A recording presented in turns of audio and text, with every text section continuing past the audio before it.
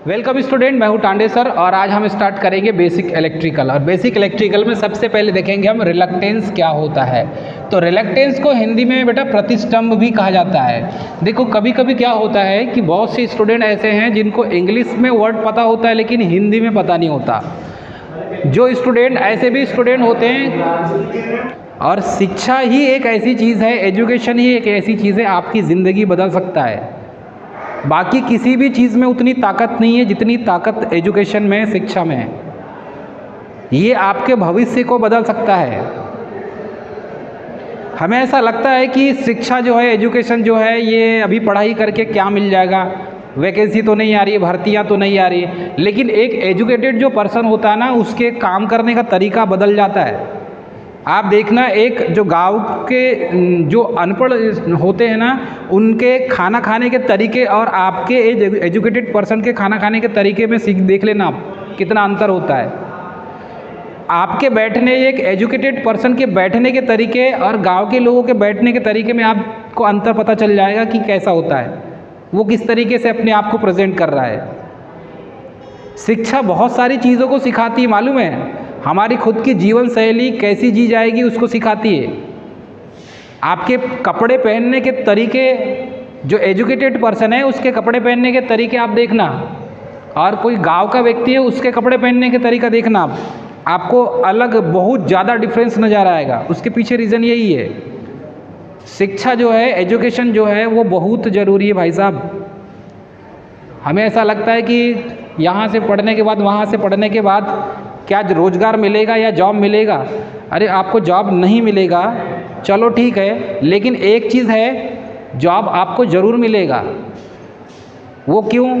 आप सिर्फ गवर्नमेंट नौकरी ही देखते हैं, प्राइवेट में भी बहुत सारी अपॉर्चुनिटीज़ हैं। गवर्नमेंट में जैसे आपको पता होगा, सुंदर पिचई को उसका कितने करोड़ों का पैकेज है, ठीक है। उतना पैसा गवर्नमेंट दे सकती है क्या? नहीं दे सकती ना। उतनी सैलरी पर मंथ दे सकती है क्या? उसको जितना पैसा मिलता होगा गूगल से, उतना पैसा गवर्नमेंट, भारत सरकार दे सकती है क्या? वो भी तो आईआईटी से इंजीनियरिंग किया हुआ है, जैसे हमने बीटेक किया, उसने भी बीटेक ही किया है, पढ़ाई तो सेम किया है उसने। लेकिन वो, उसका कितने करोड़ों का पैकेज है, और इंडिया में उतने करोड़ों का पैकेज मिल सकता है क्या उसको? नहीं मिल सकता। थोड़ा सा वाइड सोचो, बड़ा सोचो, थोड़ा अपने आप को रिप्रेजेंट करो। आप अपने आप को, अभी सीखने के दिन है, बाद में कोई आके नहीं सिखाएगा आपको। बाद में जब यहाँ से आप डिप्लोमा कर निकल जाओगे ना, आपको कोई भी नहीं सिखाएगा और आप सीखना भी नहीं चाहेंगे। उस समय आप खुद परिपक्व हो जाएंगे, उस समय आप खुद समझदार हो जाएंगे कि करना क्या है। अभी वक्त है, अभी सिखा रहे हैं, सीख जाओ बेटा, बाद में सीखने का मौका नहीं मिलेगा, और बाद में फिर आप स्वयं ही सीखना नहीं चाहेंगे। ये कटु सत्य है, मैं आपको बता रहा हूँ। चलिए, रिलक्टेंस क्या होता है? तो किसी भी मैग्नेटिक सर्किट में, ये कोई मैग्नेटिक सर्किट है,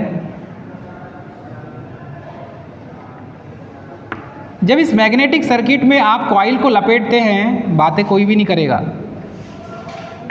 और इसमें जब करंट अप्लाई करते हैं आप, तो इसके चारों ओर एक मैग्नेटिक फ्लक्स क्रिएट होता है।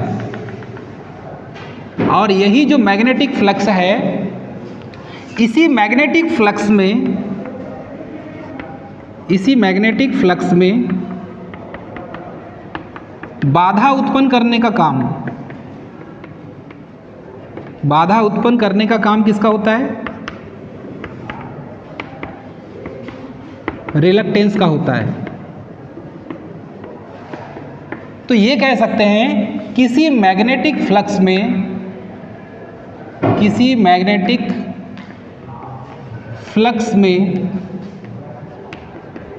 बाधा उत्पन्न करने का काम है ना। ये बाधा, इसे आप अवरोध भी बोल सकते हैं, ठीक है, या आप इसे एक रेजिस्टेंस के तौर पर भी ले सकते हैं। तो बाधा उत्पन्न करने का काम कौन करता है? रिलक्टेंस करता है। तो बेसिकली यहाँ पर किसी भी मैग्नेटिक सर्किट में, ये एक मैग्नेटिक सर्किट हमने बनाया, इस मैग्नेटिक सर्किट में जो फ्लक्स है इसे कहते हैं बेटा मैग्नेटिक फ्लक्स। ये है मैग्नेटिक फ्लक्स, और इसी मैग्नेटिक फ्लक्स में बाधा उत्पन्न करने का, अवरोध उत्पन्न करने का जो काम करता है उसे हम रिलक्टेंस कहते हैं। और ये reluctance only for magnetic circuit में ही बाधा उत्पन्न करता है, इलेक्ट्रिकल सर्किट में बाधा उत्पन्न नहीं करता। जैसे इलेक्ट्रिकल सर्किट में बाधा उत्पन्न करने का काम रेजिस्टेंस करता है, वैसे ही मैग्नेटिक सर्किट में बाधा उत्पन्न करने का काम रिलक्टेंस करता है। इसकी क्वालिटी ये होती है कि जब भी कोई ऐसा मैग्नेटिक फील्ड मिलेगा आपको, उस मैग्नेटिक फील्ड में जो मैग्नेटिक मटेरियल है, उस मैग्नेटिक मटेरियल की प्रॉपर्टी को ये चेंज कर देता है। कहने का मतलब ये है कि जब किसी मैग्नेटिक फील्ड में आप मैग्नेटिक फील्ड में किसी भी मटेरियल का यूज़ करेंगे तो उस मटेरियल की प्रॉपर्टी में एक ऐसा व्यवधान उत्पन्न करता है कि उससे फ्लक्स पास नहीं होने देता। तो फ्लक्स कैसा होता है देख लीजिए। ये यदि आपके पास, मैं यहाँ बना दूँ, इसमें कोई कॉइल मैंने लपेट दिया हूँ, हमने इसमें कोई कॉइल लपेटा और इसमें करंट अप्लाई कर दिया, तो इसके चारों ओर आपने देखा होगा इस टाइप का मैग्नेटिक फ्लक्स उत्पन्न होता है। आपको पता है इस टाइप से होता है, आप जानते हैं होता है कि नहीं। और यहाँ पर कौन सा पोल बन जाएगा, एन पोल, और यहाँ क्या बन जाएगा बेटा, एस पोल बन जाएगा। तो ये जो मैग्नेटिक फ्लक्स है, इस मैग्नेटिक फ्लक्स में यहाँ पर इसके मटेरियल की प्रॉपर्टी में ये जो रिलक्टेंस है ये व्यवधान उत्पन्न करता है, मतलब कि इसके फ्लक्स को बनने नहीं देता। और जब इसके फ्लक्स को बनने नहीं देगा तो ऑब्वियसली है इस फ्लक्स के मार्ग में रुकावट पैदा करेगा। तो ये मैग्नेटिक मटेरियल के गुण होते हैं। जो मटेरियल आप यूज़ करोगे उस मटेरियल के अंदर की प्रॉपर्टी है। जैसे कि मैं आपको बोलूँ कि कोई मानकर चलिए, आपने देखा होगा कोई मैग्नेट बनता है एल्निको से, एल्युमिनियम, निकिल और कोबाल्ट से बनता है।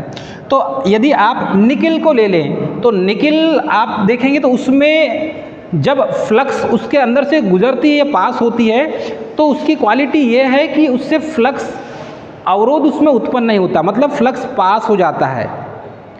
जैसे कि आपको बताएं, एक एग्जाम्पल है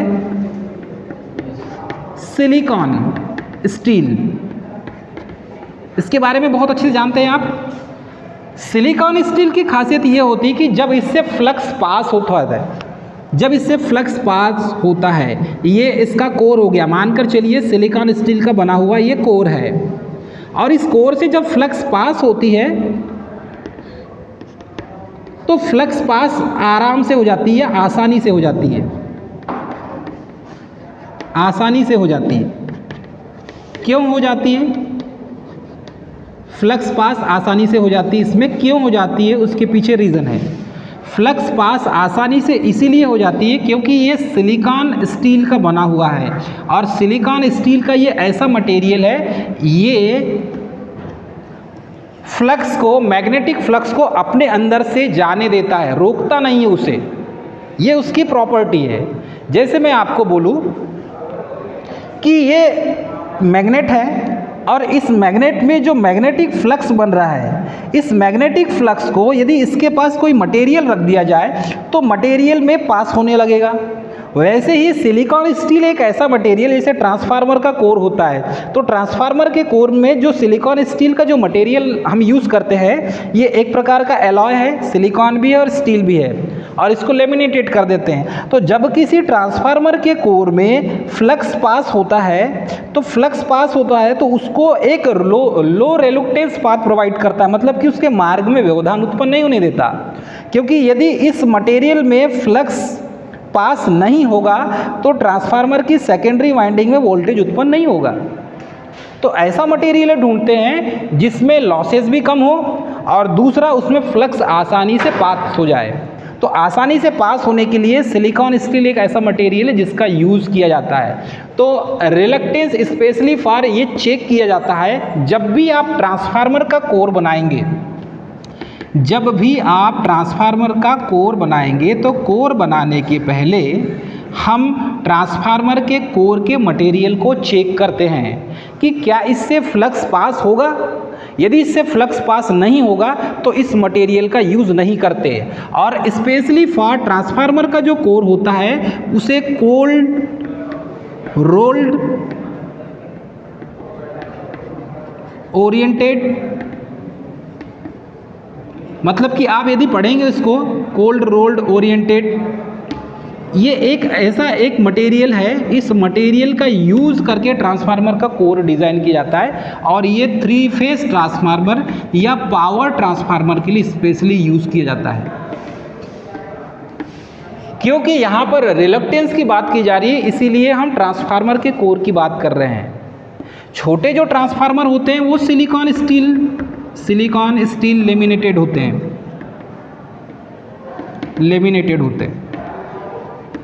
ठीक है। लेकिन जो बड़े कोर वाले ट्रांसफार्मर होते हैं, जैसे आपने पावर ट्रांसफार्मर देखा होगा, स्पेशली पावर ट्रांसफार्मर कहाँ यूज़ किया जाता है पता है सभी को? किसी को पता है? पावर ट्रांसफार्मर यूज़ किया जाता है specially for generation power plant में। और वहाँ पर जो जनरेशन पावर प्लांट में ट्रांसफार्मर होता है, उस ट्रांसफार्मर में कोल्ड रोल्ड ओरिएंटेड गेन एक कोर होता है, उस कोर का यूज़ करके ट्रांसफार्मर बनाया जाता है। और स्पेशली फॉर जब ट्रांसफार्मर बनाया जाता है तो इसमें इसका लो रिलक्टेंस पाथ होने के कारण ही, मतलब कि लो रिलक्टेंस मतलब कि जैसे ये रिलक्टेंस लिखा है, यदि ऊपर मैं लो रिलक्टेंस पाथ लिख दूं, ठीक है, एक और पॉइंट, लो रिलक्टेंस पाथ यानी क्या होता है? रास्ता। लो मतलब कम, रिलक्टेंस मतलब प्रतिष्ठम। तो यहाँ पर जब लो रिलक्टेंस पाथ होगा किसी मटेरियल का, उसमें रिलक्टेंस का मान क्या हो जाएगा बेटा? रिलक्टेंस का मान कम हो जाएगा। तो ऑब्वियसली है उसमें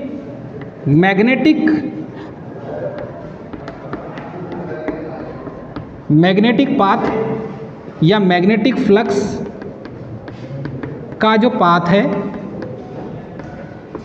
वो कैसा होगा बेटा? आसानी से उसमें फ्लो होगा, अच्छा होगा।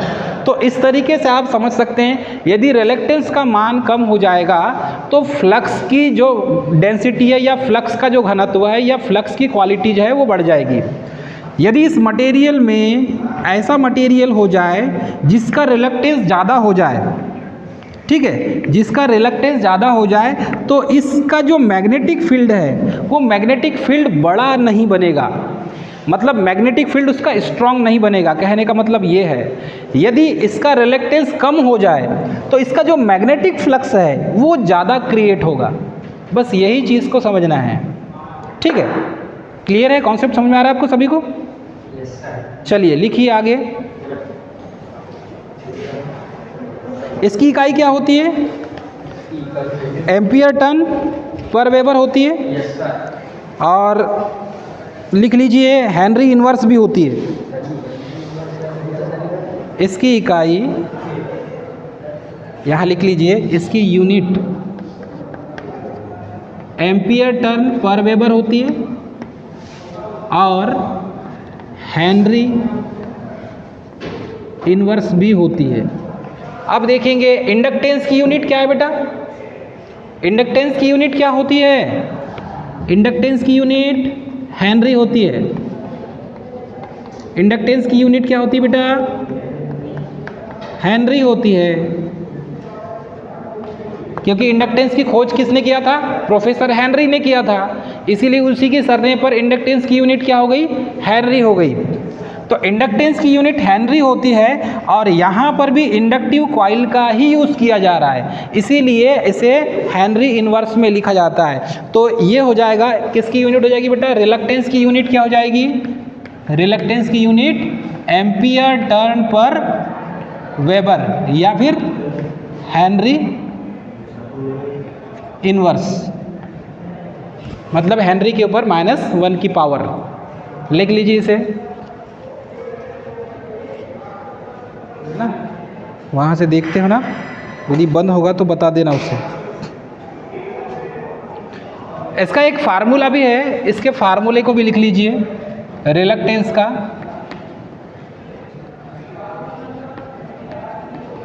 Reluctance is equal to L upon A mu zero mu R.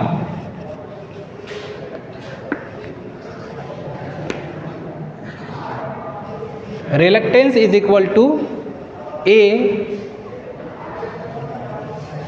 Reluctance is equal to L upon A into mu zero into mu R, where L is length of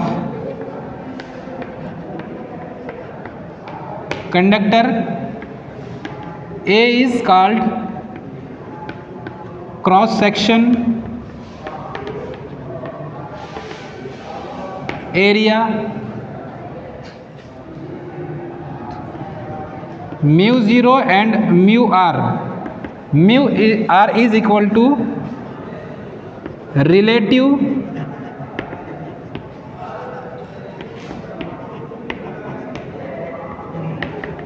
permeability and mu zero is absolute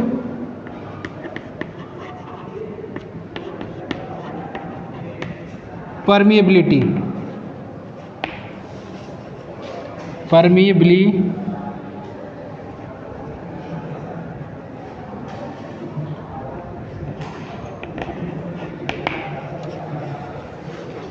तो ये इस तरीके से आप इसको explain कर सकते हैं। हिंदी में लिखना है तो इस टाइप से लिख सकते हो, एल जो है, और हिंदी में लिख लीजिए इसके ब्रैकेट में, हिंदी में जिसका लिखना हो तो। लेंथ आप कंडक्टर में लिखिए एल में, चुंबकीय परिपथ की लंबाई, चुंबकीय परिपथ की लंबाई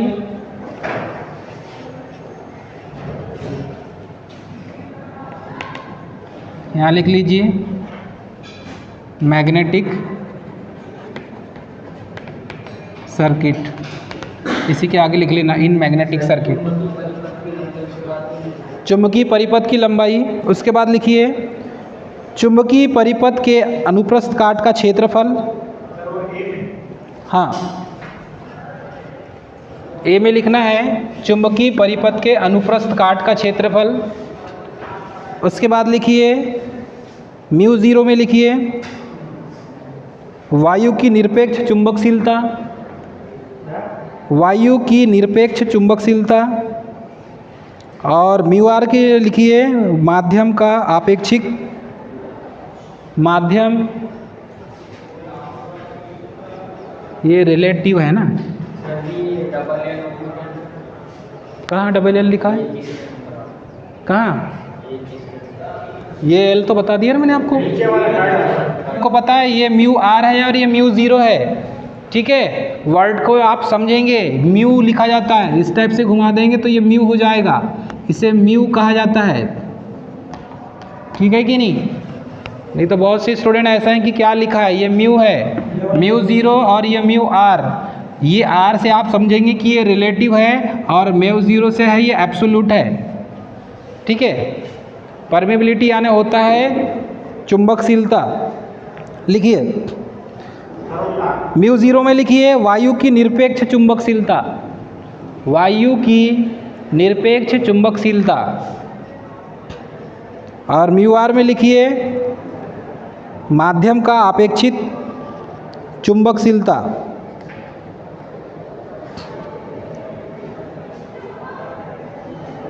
माध्यम की अपेक्षित चुंबकशीलता।